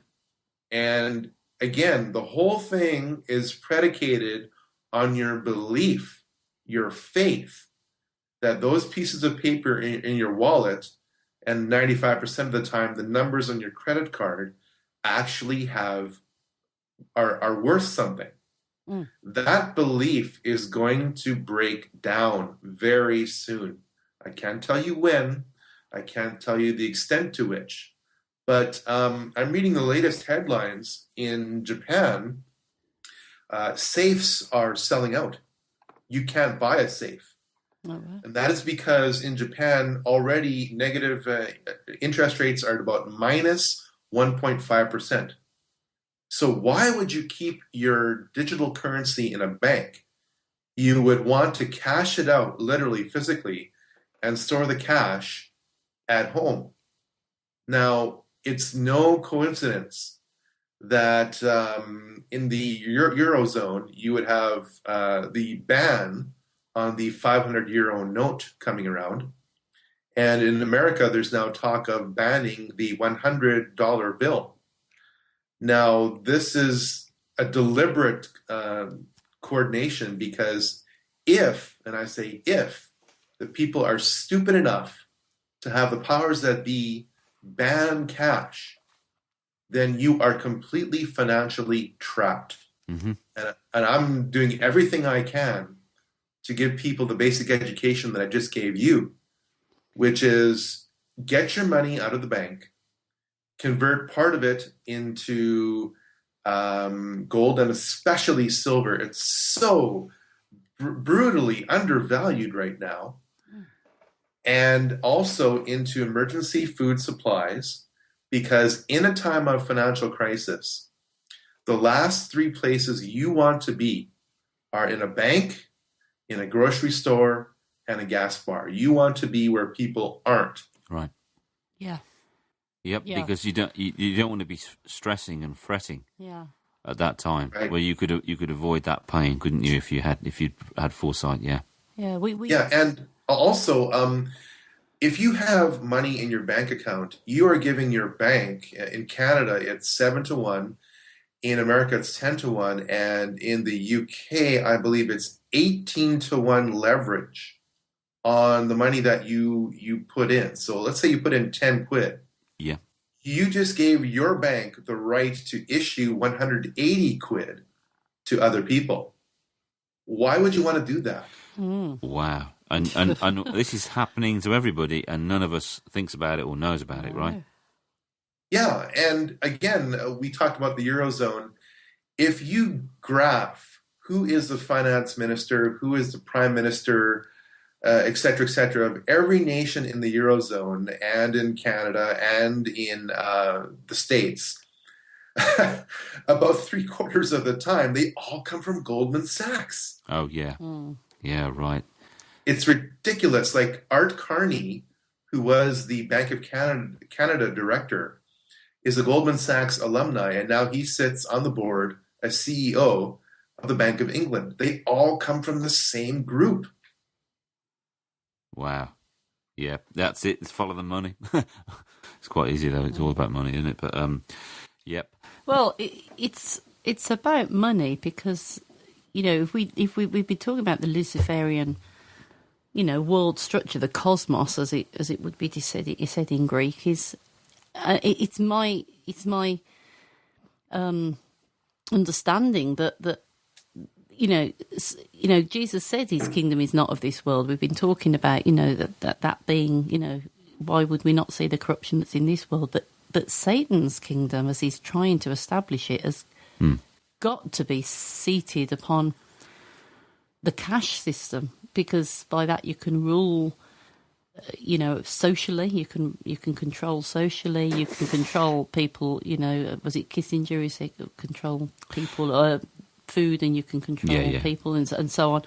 That's right. Yeah, control oil, you control nations. So the system is built upon, you know, that must be part of his Luciferian kingdom, is money being the thing that will enslave us. But I mean, he wants to go beyond that, doesn't he? Lucifer wants to push beyond that, maybe into a cashless society, because you push beyond the cash. And well, you know, as you were saying, Leonard, if money is an illusion, no more so than if it's all in the cloud or some, I don't know, digitalised. Well, it just doesn't actually exist. It's an interesting subject, the whole thing about the origin of money anyway, full stop, and what we really mean when we say money, or what we mean by something that's like a talisman that has power, And I know I've heard people relate the word coin having some relation to the word quince, which was supposedly the actual fruit in the garden of Eden that would have been taken, and the idea of there's a connection to the idea of like a wedge being brought between us and God, and that being part of the process of the wedge between us and God. I know there's lots of stuff like that you can look into, that Satan would have wanted to bring that wedge between us and God. But it's interesting. And the production of coinage goes way back. I think the first coinage was it in Lydia or? That is correct. Yeah, actually, you've just touched on the nature of the ending of my film, The Illusion of Money. There's an interesting scene which I hope to film.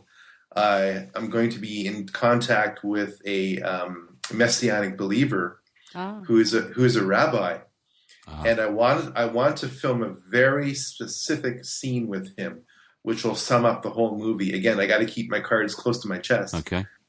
And I really want to pull that scene off. The opening scene is going to be even more challenging than that.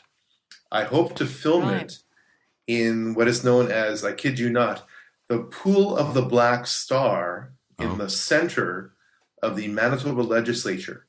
Oh, wow. Yeah, and you might find this interesting as musicians. Yeah. The interior of the center of the pool of the Black Star is acoustically perfect. If you speak in the center of this chamber, no matter where anyone else is in the rest of this chamber, they'll hear you perfectly. There's no need for any amplification whatsoever. Right. That's right. The whole thing acts as a resonance chamber. And to pull that off in terms of architecture is quite a feat.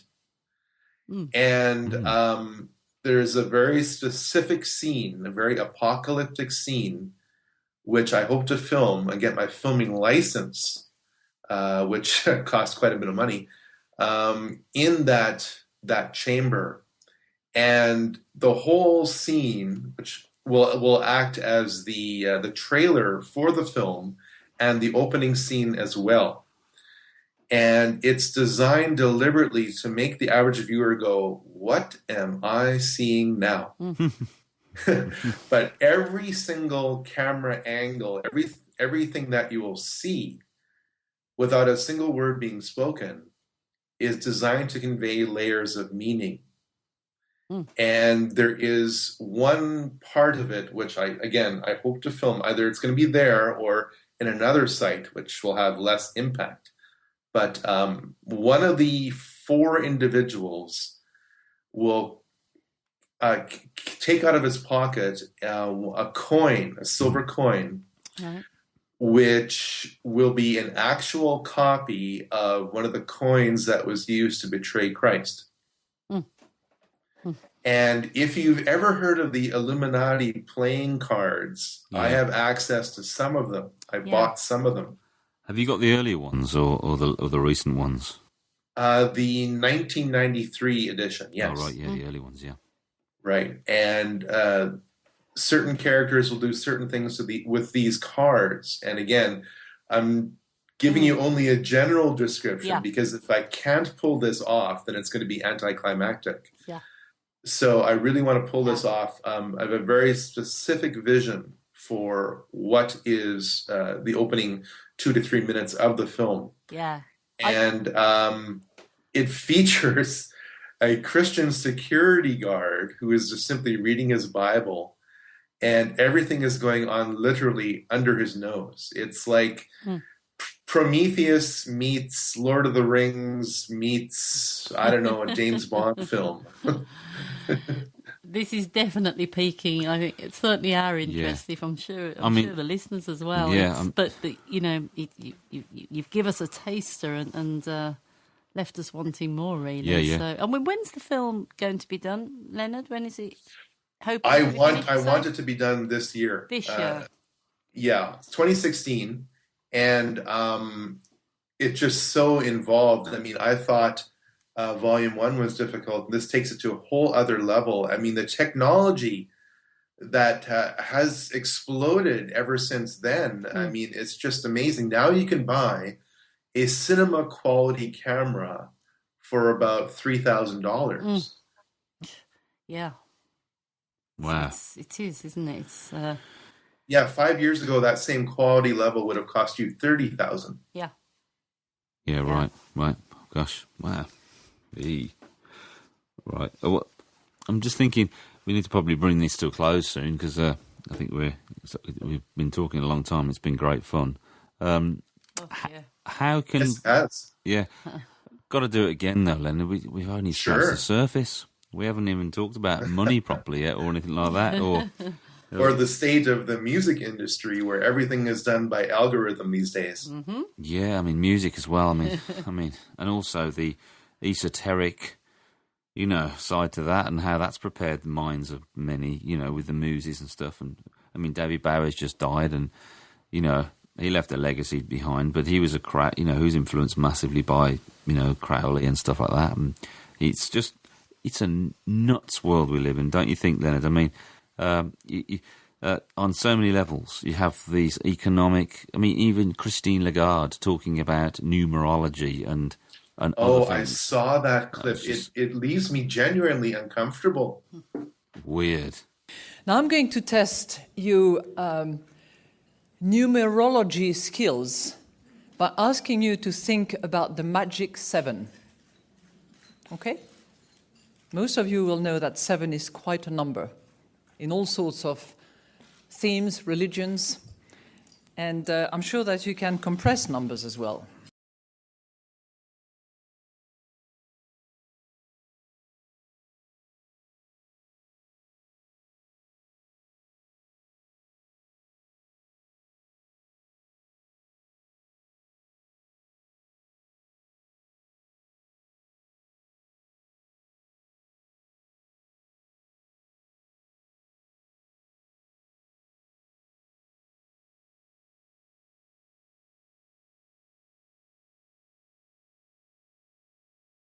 If we think about 2014, all right, I'm just giving you 2014, you drop the 0, 14, 2 times 7. Okay, that's just by way of example, and we're going to carry on.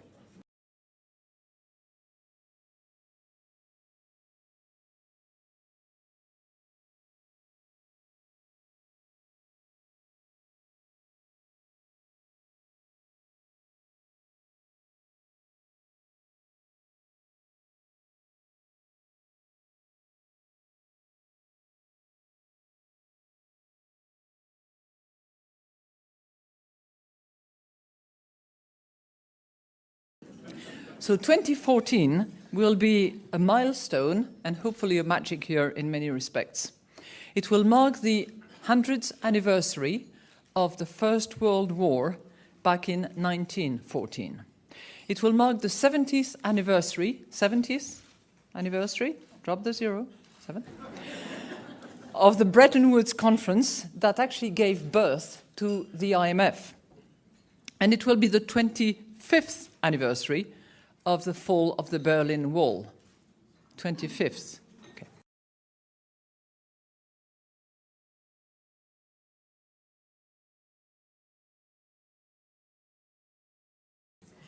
It will also mark the 7th anniversary of the financial market jitters that quickly turned into the greatest global economic calamity since the Great Depression. The crisis still lingers. Yet, optimism is in the air. We've left the deep freeze behind us, and the horizon looks just a bit brighter.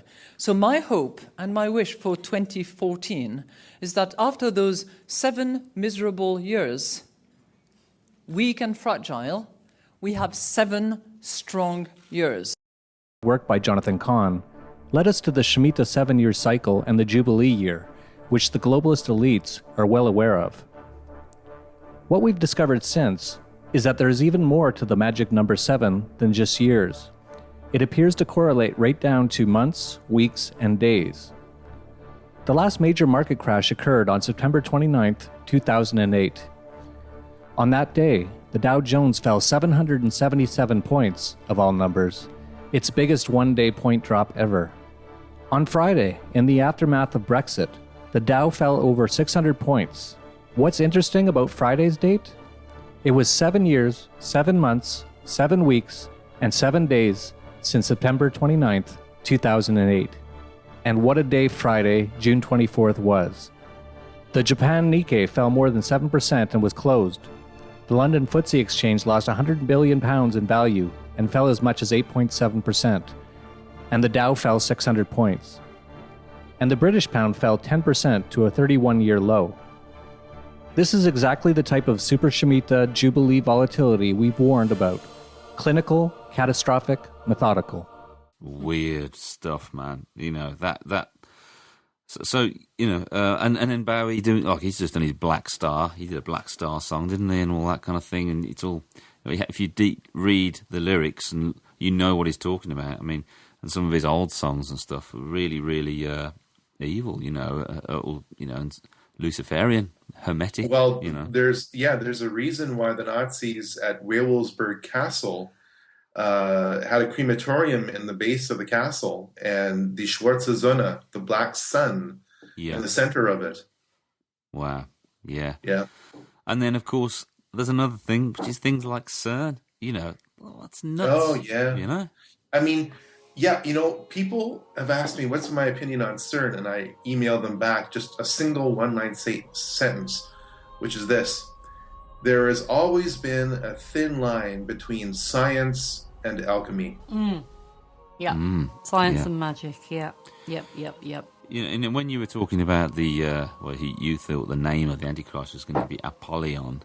You know, you think of things like CERN, and you think of their intentions of bridging the gap between physical and non-physical, or through, you know, into a different dimension. And isn't that just asking for trouble? Isn't that just like being one of those mad professors in a white suit and city glasses, just doing the stupid thing and opening the way for evil, or for something you don't even know? And as Christians, we would know that could be opening the way, a key, and opening a way for an evil presence. Well, I'll tell you what, Robert Oppenheimer, the father of the atomic bomb, was interviewed on film in about 1947, and he was asked literally point blank, what were you thinking of, or what was going on in your mind when you saw the first atomic explosion? And he literally says, I was thinking about a passage in the Bhagavad Gita where the prince meets the Shiva in her multi-armed form and says, now I have become death, the destroyer of worlds. Mm-hmm. This is what the guy who created the atomic bomb was thinking at the time. We knew the world would not be the same. Few people laughed. Few people cried. Most people were silent. I remembered the line from the Hindu scripture, the Bhagavad Gita. Vishnu is trying to persuade the prince that he should do his duty, and to impress him takes on his multi-armed form and says, now I am become death, the destroyer of worlds. I suppose we all thought that one way or another. And Shiva's now, you know, the icon outside of CERN.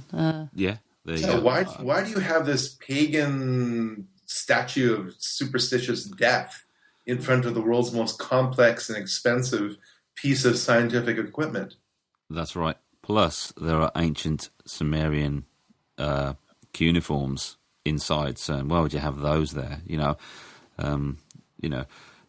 It's just probably what we're finding out is the biblical worldview, the supernatural worldview, is true. And I guess people who are particle physicists are finding out there is a spiritual reality, and they could have just read the Bible and realised that. But I guess 16 billion bit of apparatus, you can find out that way. But anyway, we ought to wrap this up, Leonard. And what I'd like to ask you is, could you tell people listening to this interview how they can find out more about you, where to go to find out about all the things you produce, the films you produce, things you've written?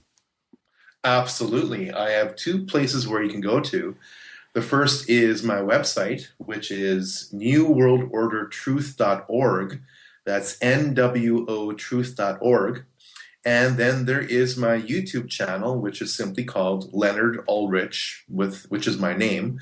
Leonard, and the last name is Ulrich. And there are dozens of videos up there on my channel. Again, not that this is about me, but family issues with my dad having another stroke is really setting me back right now. I've dealt with a whole bunch of other mechanical breakdowns. That's one thing, but to have this family struggle right now, just as you're in the middle of shooting the second film, is I don't think is any accident. So if you could pray, if all those people out there could pray for, specifically not for me, but for my dad, I would really appreciate it, that he would make a recovery and that he'd be able to walk again. Yeah. Okay. We will do that. And everyone out there listening, if you can do that, that'd be really great. Is there any way that folks can support you in producing your film, like with finance or anything like that? Is there any way people can do that if they wanted to? Yes, thank you for asking, because I feel so kind of conscious about asking for money. But when you release every single film for free, then I guess there should be no feelings of guilt behind that. And I do have about $25,000 invested in Volume 2, which, according to Hollywood standards, is peanuts. But when you're the one shelling out most of that, it adds up. There is a donate button at the top of nwotruth.org. So if you feel led to support the project that way, then you can certainly do so. And everyone who donates gets a free either Blu-ray or DVD. Haven't decided which yet. Will be shipped out to them. And I'm so blown away by the dozens of people who have donated quite a lot. Anything from $5 to several hundred in many cases towards the film. People have a hunger for this. And they have a hunger for real music, which is what Dissident Prophet is all about. So congratulations on you, and thank you to all the people who have supported me. Okay. Well, I mean, we've been blown away by everything we've heard. My mind's just in a swirl. And I guess, so you need to be encouraged, Leonard, because, people do really, they have a hunger. There are a lot of people out there, and, what you put out is like gold. Gold, isn't it? It's gold. Liquid gold. To talk about that. Liquid sexuality. I mean gold. Well, let me tell you, when I get my frustrations out, when I'm on my stationary bike, and soon to be the bike in the real world in the summer. Right now it's freezing winter here in Canada. Dissident Prophet is up right at the top of my playlist, because I keep listening to it and get new layers of meaning to it. So congratulations, you two. Oh, thanks, my man. Praise the Lord. It's a good subject. God's a good subject. You never run out of subjects with God, because it's just endless. There's so many things about Him, and about things about truth, about the kingdom of God, and revealing darkness, and also talking about the light. So it's so exciting being a Christian. Never a dull day. Of course. And it's only going to get better. Absolutely. You know, but it's great to meet up with a brother this side of eternity, knowing that we'll be hanging out the other side of eternity. And all the pain and all the suffering and all the worries and the tears and you know, that'll be gone, and we'll be hanging out with Jesus for eternity. Imagine that. And we'll be like him.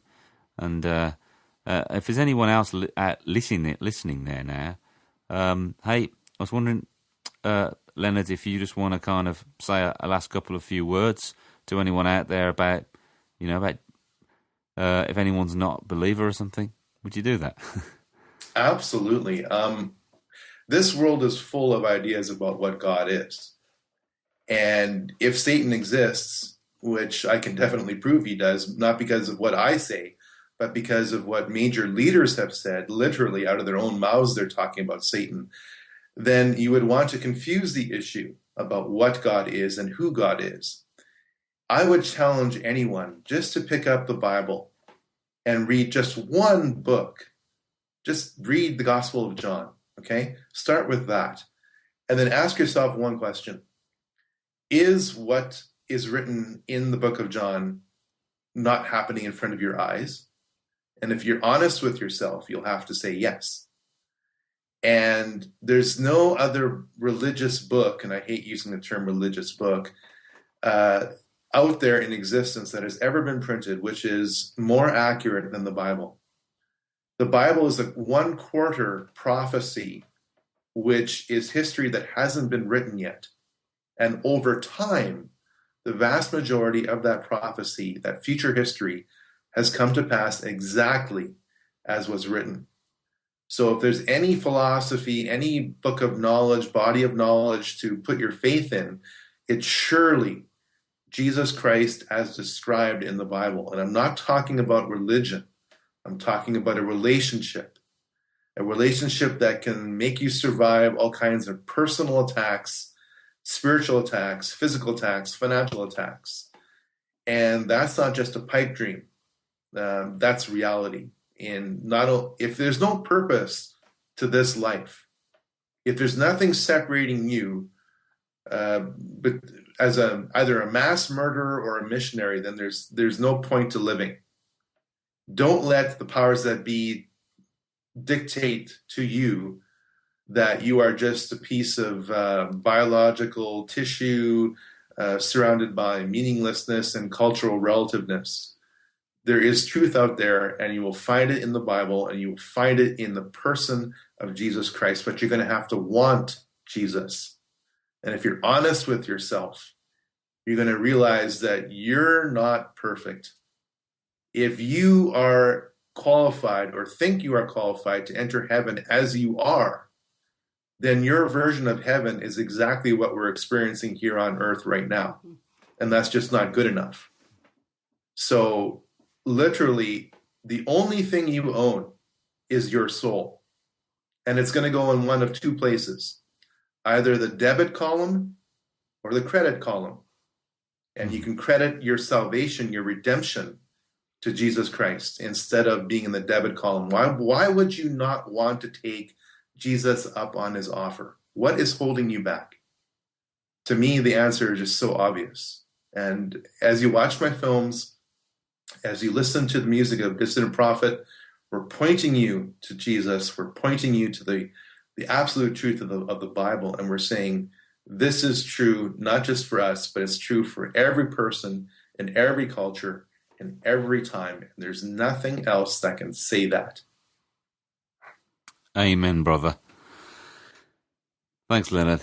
That was really good. Oh, anytime. I would enjoy a future discussion. Oh, we would too. I've just got the taste for it now. Yeah. So we'd love to do that. So tomorrow night, okay? I might be a little bit busy, but if you really want it.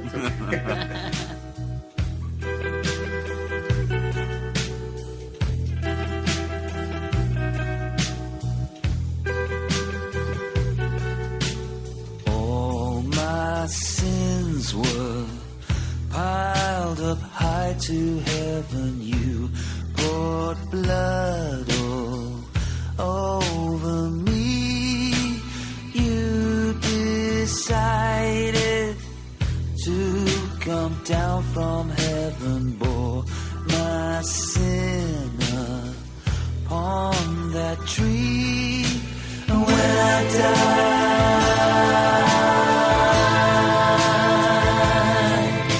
I know I'll fly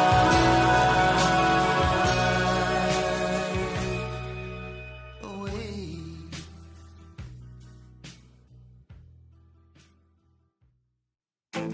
Thank you for tuning in to the Not So Dissident Future with Andy and Mel, a series brought to you by God'sPropertyRadio.com. For more like-minded Christian podcasts, be sure to check out RevelationsRadioNetwork.com. If you felt blessed by the ministry of God's Property Radio, and the Lord has laid it upon your heart to help financially, you can send a PayPal donation to God'sPropertyMedia@gmail.com. Until next time, don't buy in to what the world is selling.